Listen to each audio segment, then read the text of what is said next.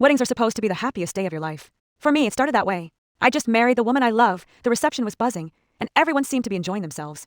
Then my best man, Jake, stood up to give his toast, and my stomach dropped before he even opened his mouth. He smirked, raised his glass, and started with the usual jokes. People laughed politely, but I knew him too well. His tone was edged, almost gleeful, and then he said it. I still remember how heartbroken you were when Emily dumped you. Crazy how fast you bounce back. Guess it's easier when you find a replacement. The room went dead silent. My wife's face froze, her smile collapsing. Emily wasn't just an old fling. She was the woman I dated long before meeting my wife, and Jake knew she was a sore subject.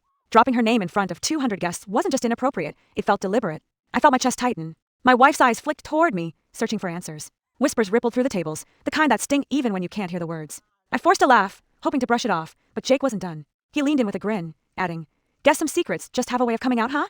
That's when it hit me. He wanted to sabotage me. He wanted to plant doubt, to make her question me on the very night we'd vowed forever. My wife pushed back her chair, pale and trembling.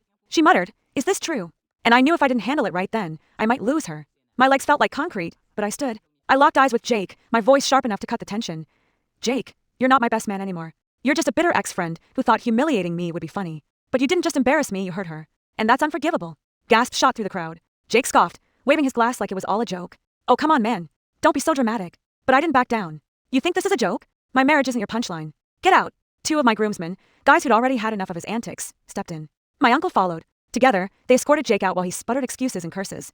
Guests whispered like wildfire, some shocked, some nodding in agreement. I turned back to my wife. Her hands trembled in mine, her eyes glassy but locked on me. I raised my voice, making sure everyone heard. "Emily is the past. You," I squeezed her hand, "are my life now, and I'll spend every single day proving it."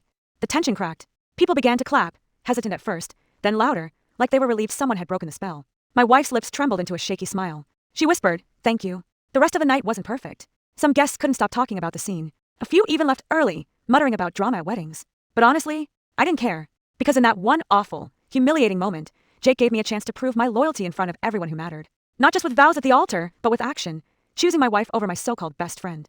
And that was the best vow I could have made.